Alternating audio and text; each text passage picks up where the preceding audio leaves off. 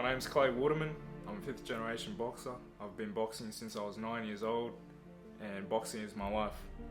I've had many achievements in the sport. My greatest achievement by far is when I won Australia's first ever amateur world championship. I was 15 years old.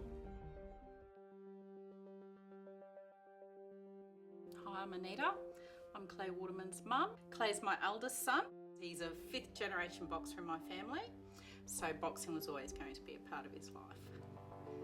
My name's Mark Waterman, I'm Clay's dad. I've been coaching him for the last 12 months. He's had over 100 fights, he's lost about 6 or 7. He's had 11 international fights, he's only lost 2 of those. Had won 64 straight fights in a row, 7 years undefeated. That's an Australian record. Clay, when he first started boxing, he was a pretty wild sort of a kid. They used to call him Animal. His uncle named him Animal. So that name stuck to him, and he's been fighting like one ever since. So. When I first started, that's when I started goal setting. I heard about the Olympic Games and I knew I wanted to be one of the best fighters in the world, and that was one of the best things in the amateurs to go for. In 2015, I got the opportunity to compete and trial for the Olympic Games in 2016. The actual Olympic trials started from the beginning of last year. In his first lot of states, he dislocated the metacarpals.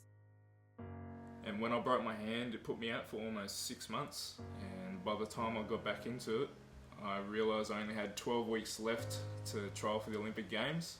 I was putting my heart and soul into it. I was waking up at 3 o'clock in the morning to go for my road runs and training sessions.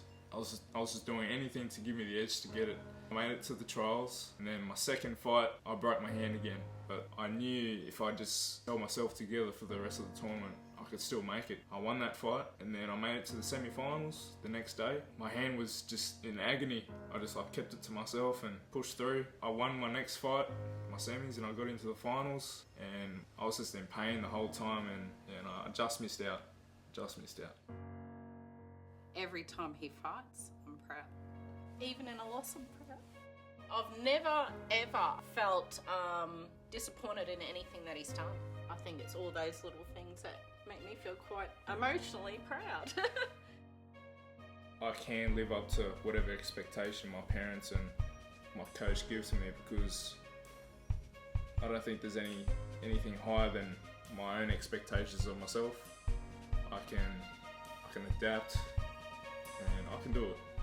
In 10 years, I'd like to see myself as one of the best fighters in the world, and I won't stop until I get there.